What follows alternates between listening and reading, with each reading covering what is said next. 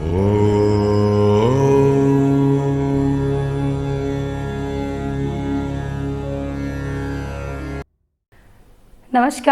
मैं पूनम प्रजापत विद्या भारती की online classes में आप सभी का स्वागत है। तो बच्चे कैसे हैं? सब घर पे बैठ के पढ़ रहे होंगे, अच्छे से रीड कर रहे होंगे। जो चीज़ें आप तक आपके घर तक पहुंचाई जा रही है उनको आप अच्छे से ही रीड कर रहे होंगे और साथ में नोट्स भी बना रहे होंगे, क्योंकि जब तक आप नोट्स नहीं बनाएंगे तब तक आपको लिखने का तरीका समझ में नहीं आएगा, क्योंकि अपने को लिखना ही है। एग्ज़ाम जो आपका होगा उसमें रिटन एग्ज़ाम होता है अपना, है ना कि एक वर्बल ऑरली अपन एग्ज़ाम देते हैं, नहीं होता ऐसा। तो अपने को जो लिखने का तरीका है वो तब तक समझ नहीं आएगा जब तक अपन खुद से वो नोट्स नहीं बनाएंगे, है ना। तो कोशिश कीजिए कि जो चीज़ें आपको पढ़ाई जा रही है उनके आप नोट्स भी बनाएं, और नोट्स बनाते वक्त यदि आपको कोई चीज़ समझ में नहीं आती है तो वीडियो जहां आपको पहुंचाए जा रहे हैं उसमें एक कमेंट का ऑप्शन आता है, उसके अंदर आप ज़रूर से लिखें कि आपको ये टॉपिक समझ में नहीं आया है, तो हम आपको वो टॉपिक दोबारा समझाएंगे नेक्स्ट नया टॉपिक बनाने वीडियो पहुँचाने से पहले। क्लियर? तो अपने ने बेटा क्या किया कि पीछे जो अपना फर्स्ट चैप्टर था उसको क्लियर किया। आपका फर्स्ट चैप्टर बिल्कुल क्लियर कर लिया विथ एग्जाम्पल्स। उसके बाद आपने, मैं ऐसा मानती हूँ और आप उसको जस्टिफाई भी कर रहे होंगे, मैं ऐसा सोचती भी हूँ कि आपने वो सब एग्जाम्पल्स वापस कर लिए होंगे। साथ ही बुक के पीछे के जो क्वेश्चंस हैं, आप यूँ सोच रहे होंगे दीदी ये क्यों कह रहे हैं? मैं इसलिए कह रही हूँ क्योंकि आपका जो बुक का पैटर्न है उसमें जो क्वेश्चन आंसर्स हैं, यदि आप उनको करेंगे तो आपको ये मालूम चल जाएगा कि एग्ज़ाम में जो क्वेश्चंस हैं वो किस तरह से पूछे जाते हैं। क्योंकि अपन लोग क्या करते हैं, थ्योरी पढ़ते हैं, नोटबुक के नोट्स पढ़ लेते हैं, लेकिन एक्चुअल में जब एग्ज़ाम होता है तो अपने को नहीं आता है कि अब इसका क्वेश्चन का आंसर क्या होगा, जबकि आपको सब कुछ याद है। तो इस डाउटफुल जो चीज़ें हैं इनमें जिनमें आप उलझ जाते हैं, इनको थोड़ा सा इस उलझन को सुलझा दिया है कि आप पीछे के क्वेश्चंस को क्लियर करें, उनको लिखें, ताकि आपको मालूम चले कि आप लोग क्वेश्चंस को किस तरह से अटेम्प्ट करेंगे। राइट? तो आज अपन वही फर्स्ट चैप्टर को ख़त्म करके आज नया टॉपिक शुरू करते हैं, अपना नेक्स्ट चैप्टर, सेकेंड चैप्टर, जिसका नाम है सॉल्यूशन।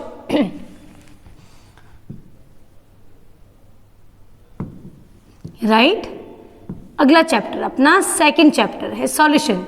तो अपने को क्या करना है, सॉल्यूशंस क्या होते हैं, इन्हें किस प्रकार से वर्गीकृत किया जाता है, हम सॉल्यूशन कहते किसे हैं, आज इस वीडियो में अपन उसका क्लासिफिकेशन, विलियन होते क्या हैं, इसके बारे में डिस्कस करेंगे।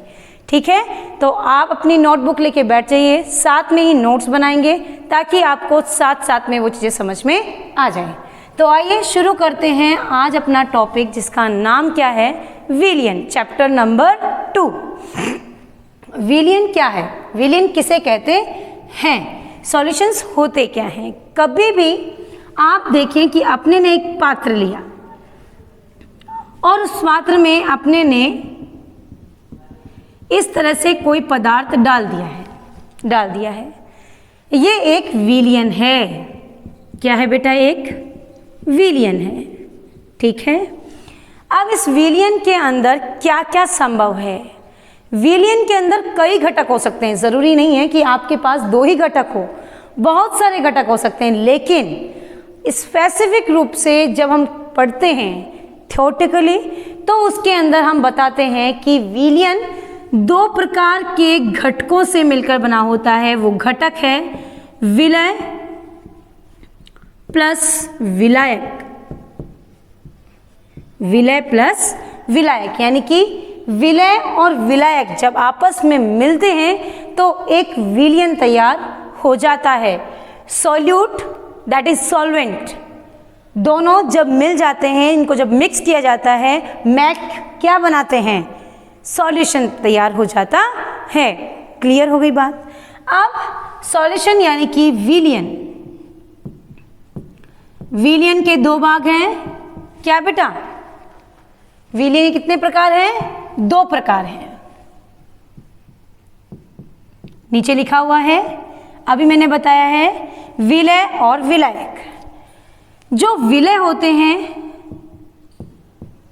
वो हमेशा वेरी करते हैं, यानी कि चेंजेबल होते हैं, और जो विलायक होते हैं बेटा वो क्या होते हैं, स्टेबल होते हैं, राइट।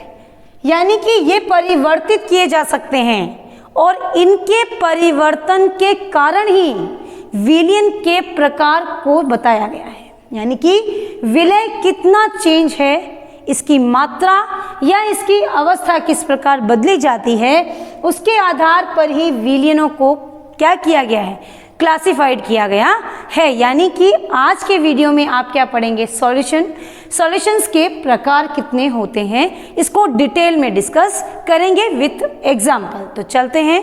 अपन ने कहा कि जो विलयन है उसमें क्या घटक मिले हुए हैं, विलय और विलायक। बात समझ में आ गई होगी।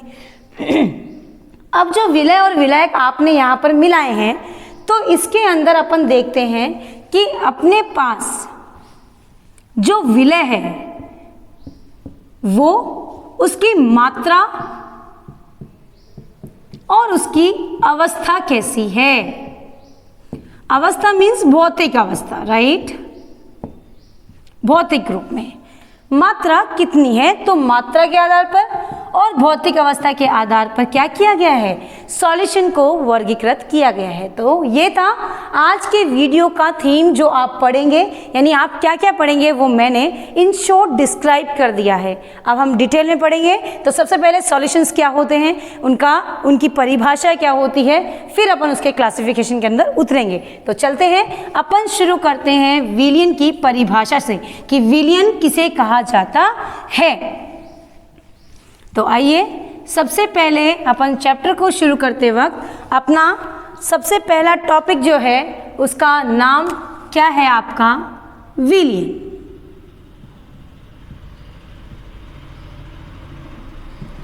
विलयन किसे कहते हैं, तो आइए विलयन की परिभाषा लिखते हैं कि विलयन क्या होते हैं। तो कहते हैं दो या दो से अधिक, दो या दो से अधिक घटकों का समांगी मिश्रण विलयन कहलाता है। विलयन कहलाता है, राइट। क्या कहलाता है, विलयन कहलाता है। किसका, समांगी। अब समांगी मतलब क्या है, तो समांगी का मतलब क्या होता है, आइए। समांगी मतलब क्या, समान रूप से किसी के अंदर घुल जाना। यानी कि विलयन के यदि अंदर कोई भी पदार्थ विलय के रूप में घुला हुआ है तो उसे अपन कहते हैं समांगी मिश्रण या समांगी विलयन, जो अपनी एक निश्चित मात्रा तक उसके अंदर घुलता है। बात समझ में आ गई। समांगी मिश्रण मतलब विलय प्लस विलायक आपस में पूर्णतया घुल जाते हैं तो प्राप्त विलयन समांगी विलयन कहलाता है या समांगी मिश्रण कहलाता है। बात समझ में आ गई होगी। विलय प्लस विलायक आपस में पूर्णतया घुल जाते हैं, इसलिए अपन उसे क्या कहते हैं, एक समांगी मिश्रण कहते हैं। लाइक अपने पास पानी है और पानी के अंदर आपने क्या डाल दिया, एथेनॉल डाल दिया, वो आपस में पूरी तरह से घुल गए। ये क्या है, एक प्रकार का समांगी मिश्रण। पानी में आपने चीनी डाल दी, आपस में घुल गए, दैट इज क्या है, समांगी मिश्रण। तो इस प्रकार के मिश्रणों को आप समांगी मिश्रण कहते हैं। बात समझ में आ गई होगी। विलयन किसे कहते हैं और विलयन में जो शब्द आया समांगी उसको भी मैंने डिस्क्राइब कर दिया है, विथ एग्जाम्पल आपको बता दिया है। जल प्लस एथेनॉल, जल प्लस शर्करा यानी चीनी, ये भी एक प्रकार का समांगी मिश्रण होता है। तो आप इसका स्क्रीनशॉट ले लें और परिभाषा को अपने नोटबुक में अभी उतारें ताकि आपको ये चीज़ समझ में आ जाए। आइए शुरू करते हैं और चलते हैं विलयनों के अगले पार्ट में, जिसका नाम है क्या, विलयनों के प्रकार, टाइप ऑफ सॉल्यूशंस, राइट। विलयनों के प्रकार को 2 भागों में वर्गीकृत किया है बेटा। कितने भागों में? सॉल्यूशन के प्रकार को कितने भागों में डिफाइन किया गया है? 2 प्रकार से वर्गीकृत किया गया है बेटा। जैसे जैसे मैं चार्ट बनाती हूँ बोर्ड पर, आपसे भी मैं यही उम्मीद कर रही हूँ कि बेटा आप भी उसी प्रकार से चार्ट बनाएं ताकि आपको इजी हो जाए। विलय की मात्रा के आधार पर, विलय की मात्रा के आधार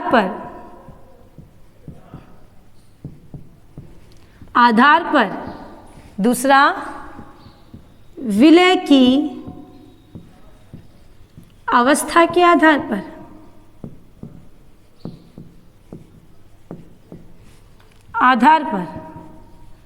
बात समझ में आएगी। अवस्था बदल जाएगी तो अपन कहेंगे कि इन अवस्थाओं में बदलाव के कारण अपन क्या कहते हैं, इनके क्लासिफिकेशन को पढ़ते हैं, है ना। तो विलय की मात्रा के आधार पर क्लासिफिकेशन किया और 2 प्रकार से इनको वर्गीकृत किया। क्या? सांद्र विलयन, तनु विलयन। क्लियर? सांद्र विलयन का मतलब क्या है? आपने एक पात्र लिया और उसमें जल डाल दिया, ये पानी है आपका, राइट। आपने इसमें जल डाल दिया और जल के अंदर आपने क्या किया, आपने कोई ठोस पदार्थ इसके अंदर डाल दिया तो कंसंट्रेट हो जाएगी। यदि विलय आपने डाला और विलय की मात्रा बहुत ज़्यादा है,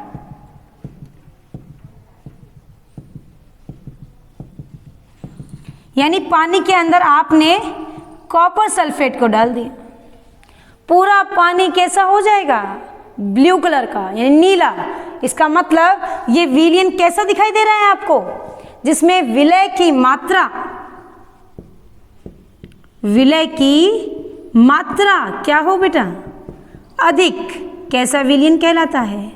सांद्र विलयन कहलाता है। वहीं तनु विलयन किसे कहेंगे? आपने एक पात्र लिया, उसमें पानी डाला और पानी डालकर आपने उसमें कोई भी पदार्थ को डाला तो वो विलय की मात्रा कम होगी।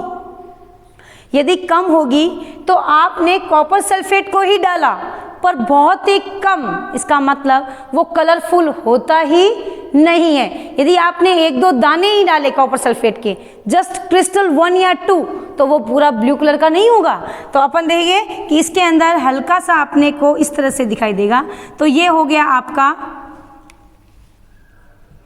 अपने पास जो अपन चलेंगे, तो ये विलयन क्या हो गया, तनु। यानी कि आपके पास जब अपन बात करेंगे इस प्रकार के विलयन की, तो इसमें क्या होता है, विलय की मात्रा क्या है बेटा, विलय की मात्रा कम है। ये तो जल है ही, ये जल हमेशा क्या है, विलायक। जल एक बहुत अच्छा विलायक है। बात समझ में आ गई?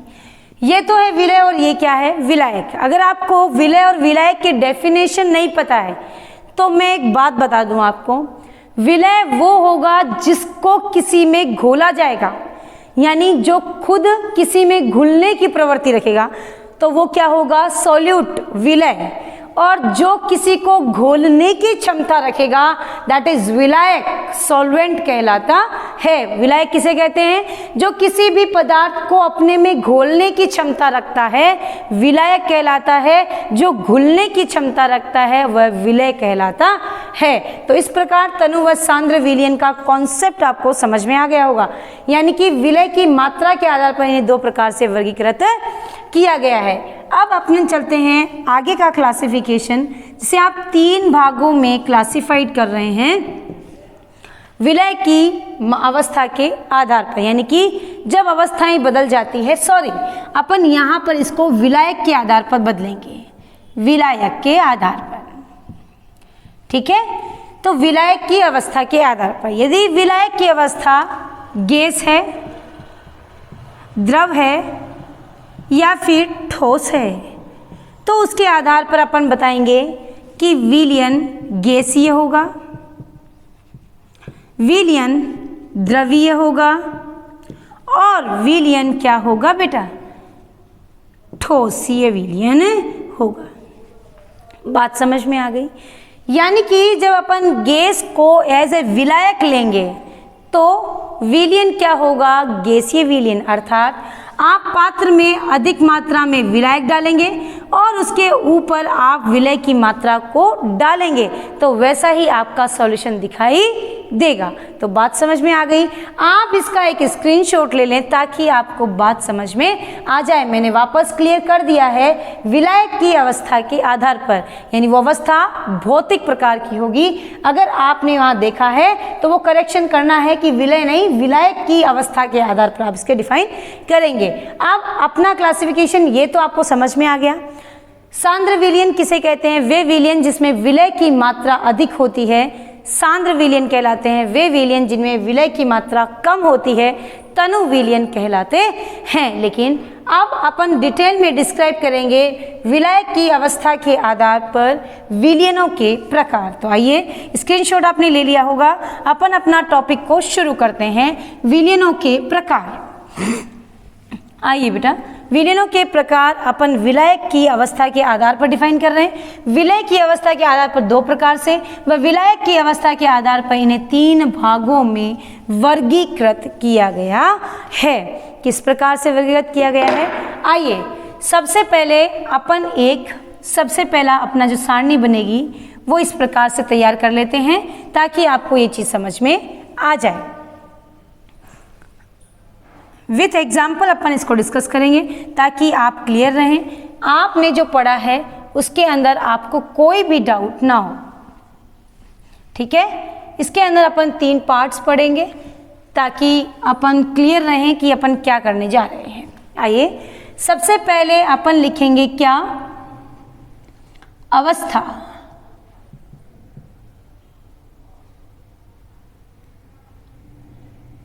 ठीक है। ठोस, द्रव और गैस कितनी अवस्थाएं होती है? 3 अवस्थाएं होती है और 3 अवस्थाओं के आधार पर क्या लिखा है? विलयनों के प्रकार। किसके आधार पर? अवस्था के आधार पर। उसके बाद आप लिखेंगे विलय, उसके बाद आप लिखेंगे विलायक, उसके बाद आप लिखेंगे क्या बेटा? विलायक तो आपने लिख दिया, थोड़ा सा ध्यान कर लें। विलायक, और उसके बाद लास्ट में आप लिखेंगे क्या? इसके एग्जाम्पल्स। ठीक है। आइए, उदाहरण। बात समझ में आ गई होगी। तो अपन चलते हैं सबसे पहले विलयनों के प्रकार। कितने प्रकार के होते हैं? 3। गैसीय विलयन, फिर द्रवीय विलयन, उसके बाद ठोसीय विलयन। बात समझ में आ गई? गैसीय विलयन में भी आप 3 प्रकार पढ़ेंगे, यानी विलायक जो होगा वो गैस ही रहेगा, लेकिन विलय जो होगा वो बदल जाएगा ठोस, द्रव और गैस में। तो अपन आज विलयनों के जो प्रकार हैं उसमें सबसे पहला प्रकार पढ़ेंगे गैसीय विलयन। तो अपन गैसीय विलयन में तीनों कैटेगरीज को इसी तरीके से अपन क्या करेंगे, एक सारणी बनाकर पढ़ेंगे। तो सबसे पहले अपना जो टॉपिक है वो कौन सा विलयन का होगा? गैसीय विलयन। चलें बेटा, गैसीय विलयन में विलायक हमेशा स्थिर होते हैं, गैस ही होते हैं। गैस, गैस व गैस। बात समझ में आ गई? उसके बाद यहाँ पर विलय पहले तो गैस, फिर द्रव, फिर ठोस। बात समझ में आ गई होगी कि अपन किस प्रकार से किसी भी विलय और विलायक के आधार पर विलयन का प्रकार बता रहे हैं। तो सबसे पहले अपन देखेंगे, कभी किसी भी अपन पात्र में देखें, एक पात्र के अंदर आपने क्या किया, एक पात्र के अंदर आपने क्या डाल दी? गैस डाल दी। ये गैस है, डाल दी। इस गैस में विलय भी क्या डाला आपने? गैस डाला, राइट। जैसे नाइट्रोजन गैस के अंदर आपने क्या मिला दी? ऑक्सीजन मिला दी। तो गैस में गैस का मिश्रण क्या कहलाया? गैसीय विलयन। यानी कि फॉर एग्जाम्पल क्या करेंगे? N2 प्लस O2 क्या होगा? गैसीय मिश्रण। क्या है? गैस का गैस में मिश्रण क्या कहलाया? गैसीय मिश्रण। फिर दूसरा आता है द्रव का। आप कॉमनली नाइट्रोजन लिखाएंगे, यहाँ पे सब में नाइट्रोजन आप लिखेंगे, लिख दिया।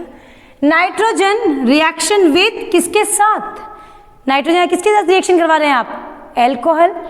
आप एल्कोहल भी ले सकते हैं, क्लोरोफॉर्म भी ले सकते हैं, CHCl3। Nitrogen reaction with chloroform, कैसा मिश्रण? गैसीय मिश्रण। यानी कि द्रव का गैस में, यानी कि क्लोरोफॉर्म को किस में डाला जा रहा है? गैस में। ऑक्सीजन को किस में मिलाया जा रहा है? नाइट्रोजन में। वहीं N2 किसके ऊपर? प्लेटिनम, या यहां पर अपन यूं कहें कपूर। ठोस है ना? कपूर के साथ मिश्रण क्या कहलाया? गैसीय मिश्रण। बात समझ में आया? यानी नाइट्रोजन के साथ किसको मिलाया गया? कपूर की रिएक्शन करवाई गई। यानी ठोस को गैस में, द्रव को गैस में, गैस को गैस में। यानी कि अपन जो है वो विलायक के रूप में किसको ले रहे हैं? गैस को ले रहे हैं। तो अपने पास ऐसे मिश्रण क्या कहलाते हैं बेटा? गैसीय मिश्रण कहलाते हैं। मे भी आपको ये चीज़ बिल्कुल समझ में आ गई होगी। आप इसका ऐसे ही एक स्क्रीनशॉट ले लें ताकि आपको ये चीज़ समझ में आ जाए। ठीक है, बात समझ में आ रही है कि नहीं आ रही है? तो आप इसका एक स्क्रीनशॉट ले लें, फटाफट देखें। ले लिया? तो चलते हैं आगे। अगला टॉपिक आपका है क्या? यहाँ पर अपन लिखेंगे द्रवीय विलयन। द्रवीय विलयन लिखेंगे तो यहाँ पर सब जगह क्या हो जाएगा? विलायक क्या हो जाएगा आपका? द्रव हो जाएगा। वहीं पर अपने जो एग्जाम्पल्स होंगे वो चेंज हो जाएंगे, क्योंकि अब अपन किसी भी पात्र में क्या डालेंगे? द्रव डालेंगे। और स्पेसिफिक एक ही द्रव लेंगे ताकि आपको याद करने में कोई दिक्कत ना हो। ध्यान से पढ़ेंगे। क्लियर? आइए बेटा, अपन पढ़ेंगे अब कौन सा विलयन? द्रवीय विलयन। द्रवीय विलयन। क्लियर?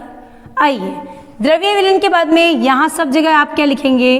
द्रव, द्रव, और ये भी क्या है आपका? द्रव। यानी कि द्रव में क्या मिलाया जाएगा? गैस। द्रव में क्या मिलाया जाएगा? आपका ठोस। द्रव में क्या मिलाया जाएगा? द्रव। तो स्पेसिफिक रूप से आप लोग विलायक जो है पहले ही डिसाइड कर लेते आपको, ताकि जब भी आप इनको पढ़ें तो आप बिल्कुल कंफ्यूज नहीं हो। वहाँ गैसीय विलयन में कंफर्म है, पहले क्या लेंगे? नाइट्रोजन लेंगे। नाइट्रोजन में ऑक्सीजन, गैस गैस। नाइट्रोजन में क्या? क्लोरोफॉर्म, क्या हो गया वो आपका? गैस में द्रव। और ठोस जो होगा वो कपूर के साथ। बात समझ में आ गई होगी ना? तो अब आगे चलते हैं आपका गैस और द्रव, राइट। अब अपन देखते हैं, अपन स्पेसिफिक सबसे पहले क्या बोले? स्पेसिफिक रूप से अपन किसी भी विलायक, विलायक क्या लेंगे आप? जल, यानी कि H2O। ठीक है, ये पात्र में ले लिया, ये आपका जल है, लिख दिया। यहाँ पर आपने क्या लिख दिया है? जल लिख दिया है, डाल दिया।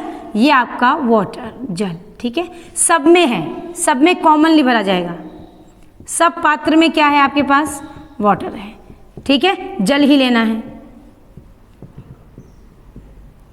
लिख दिया। अब इसके अंदर ये पानी, ठीक है। अब आपको इसके अंदर क्या मिला, यानी कि जल में घुली हुई ऑक्सीजन, दैट इज क्या, द्रवीय विलयन, यानी द्रवीय मिश्रण, द्रवीय मिश्रण, गैस का द्रव में मिलना। ऑक्सीजन किसमें मिल रहा है, किसके अंदर मिल रहा है बेटा, द्रव में। जल के अंदर एल्कोहल का मिलना, C2H5OH, एथेनॉल, राइट, नाम लिख दें, एथेनॉल। एथेनॉल का मिलना क्या कहलाएगा, इसका इसमें घुलना, द्रवीय विलयन। क्या कहलाएगा बेटा, द्रवीय विलयन। बात समझ में आ गई। अब है क्या, द्रव का किसके अंदर, ठोस। आप सब जानते हैं द्रव के रूप में अपन किसको लेते हैं, पारा, मरकरी। मरकरी के साथ कोई भी अपन ले लें, जिंक, याद है, अमलगम, जिंक और Hg का मिश्रण, सोडियम का भी Hg के साथ मिश्रण, NaHg, ये भी क्या है आपके द्रव का किसमें है, ठोस के अंदर। धातु ये सब ठोस होती है, ठोस में मिश्रण भी क्या कहलाएगा, द्रवीय मिश्रण कहलाता है। बात समझ में आ गई होगी। ये था आपका दूसरा क्लासिफिकेशन, जिसे आप क्या बोल रहे हैं, द्रवीय मिश्रण कहते हैं। द्रवीय मिश्रण का क्लासिफिकेशन समझ में आ रहा है, क्लियरली पता चल रहा है। ध्यान से देखो कि आप इस तरीके से इन चीज़ों को डिफाइन कर रहे हैं या नहीं, क्योंकि आप जब तक इन चीज़ों को इसी तरीके से नहीं पढ़ेंगे तब तक आपको वो बात समझ में भी नहीं आएगी। तो ये क्लासिफिकेशन बिल्कुल क्लियर हो जाना चाहिए, क्लियर कर दिया है। अब आप इसका एक स्क्रीनशॉट ले लें ताकि आपको वो चीज़ नोट्स में उतारने में भी ईजी रहे। आगे चलते हैं, अपना अगला प्रकार क्या है बेटा, ठोस विलयन। बहुत ईजी है।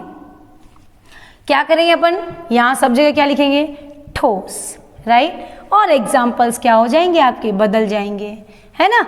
बात समझ में आ रही होगी, क्लियर हो रही होगी, है ना। अच्छे से नोट्स बनाओ, अच्छे से इनको लिखो, क्योंकि ये छोटे बच्चे जो हैं वो अभी समझ में तो आ रहा है वीडियो देखते वक्त, फिर वीडियो जैसे ही ऑफ हुआ तो अपन यूँ कह देते हैं अब तो हमें समझ में ही नहीं आ रहा। तो ऐसा काम नहीं करना है।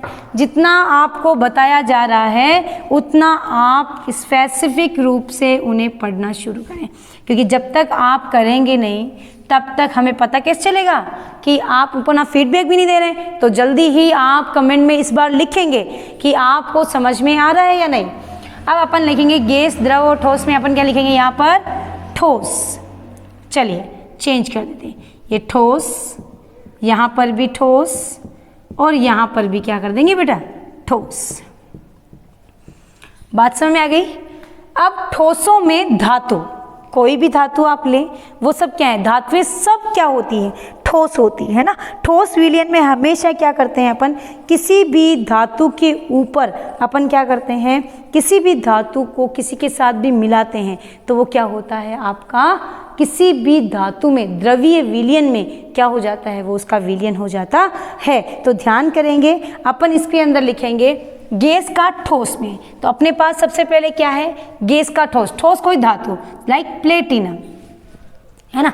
आप जानते हैं कि धातु क्रिस्टल रूप में इस तरह से अरेंज होती है, मैं बिल्कुल एग्जाम्पल के साथ बता रही हूँ, ठीक है। अब इनके अंदर जो स्पेस है उनके अंदर क्या आ जाती है, हाइड्रोजन गैस। इसीलिए किसी भी संतृप्त हाइड्रोकार्बन को जब अपन असंतृप्त हाइड्रोकार्बन को जब संतृप्त हाइड्रोकार्बन में बदलते हैं, यानी डबल बॉन्ड से सिंगल बॉन्ड में जब कन्वर्ट करते हैं, तो उस समय अपन अपचयन के लिए कौन सी धातु लेते हैं, पीटी, याद होगा ना, पीटी, पीडी। इनको क्यों लेते हैं, क्योंकि इनके जो मध्य रिक्त स्थान है उनमें हाइड्रोजन गैस अधिशोषित रहती है। जब आवश्यकता होती है तो ये अधिशोषित हाइड्रोजन को निकाल दिया जाता है। तो इस प्रकार Pt प्लस H2 का मिश्रण क्या कहलाएगा बेटा, क्या कहलाएगा आपका, ठोस विलयन, ठोस मिश्रण। एक ही बात है, बात समझ में आ गई। अब दूसरा है ठोस का द्रव में मिश्रण, तो अपन क्या कहेंगे, सोडियम अमलगम, जैसा अभी द्रव में करके आए हैं ना। अब अपन मात्रा किसकी ज़्यादा ले सकते हैं, द्रव में जो विलयन था ना, वहाँ पर आप जल में ग्लूकोज भी मिला सकते हैं, कोई दिक्कत नहीं है। यहाँ पर भी अपन क्या एग्जाम्पल ले सकते हैं, अब अपन यहाँ द्रव का ठोस, यानी ठोस तो आपके पास क्या हो, ठोस कोई भी धातु अपने पास हो, है ना, पीटी हो सकती है, सोडियम हो सकता है, जिंक हो सकता है, उसको द्रव, है ना, इसके ऊपर क्या डालना है आपको, किसी द्रव को डालना है। यानी कि द्रव को जब आप डालें तो अपने पास क्या हो, कोई भी विलयन तैयार हो जाए। तो ठोस में द्रव, तो आप क्या कर सकते हैं, इसके अंदर भी क्या लिख सकते हैं, पारा लिख सकते हैं। तो आप पारा लिखेंगे तो वो क्या हो गया, अमलगम तैयार हो गया। वो भी कैसा विलयन होगा, ठोस का द्रव में। पर उस समय इसकी मात्रा जो है, ठोस की मात्रा क्या होगी, ज़्यादा, और द्रव की मात्रा क्या होगी, कम। मैं क्लियर कर रही हूँ ताकि आप इस चीज़ को अच्छे से नोट कर सकें। आगे है अपना ठोस का ठोस में। तो ठोस का ठोस में तो जितनी भी धातुएं हैं अपने पास, जितनी भी धातुएं हैं उन सब को आपस में अपन एक दूसरे के साथ मिलाकर जब मिश्र धातुएं बनाई जाती हैं तो उसे अपन क्या कहते हैं बेटा, अपने क्या कहते हैं, ये क्या है आपका ठोस का ठोस में विलयन। जैसे कि आपके पास तांबा, पीतल, तो ये सब क्या है, मिश्र धातुएं हैं जिन्हें अपन क्या कहते हैं, ठोस का ठोस में विलयन। यानी कि तांबे को किस में मिलाना, सोने में,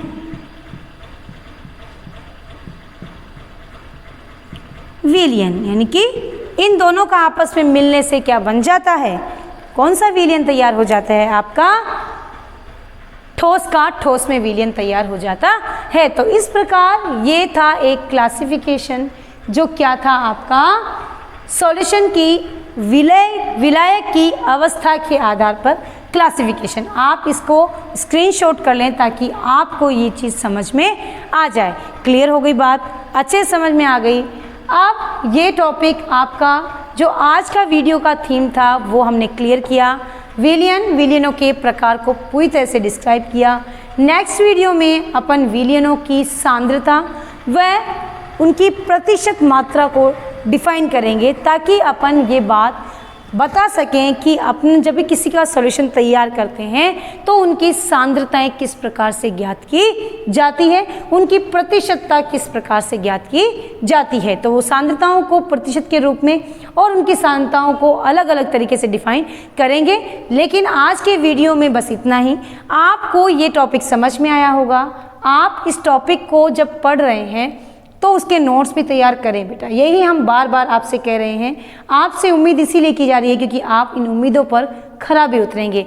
आप जितने जोश के साथ वीडियो देख रहे हैं, पढ़ रहे हैं, हम भी आप उतना ही अच्छा रिस्पांस देंगे। हम उसी जोश के साथ आप तक वीडियो घर बैठे पहुंचाएंगे। तो कोशिश कीजिए कि जो चीज़ आपको पढ़ाई जा रही है वो रेगुलर पढ़ें। नेक्स्ट वीडियो में फिर मिलेंगे।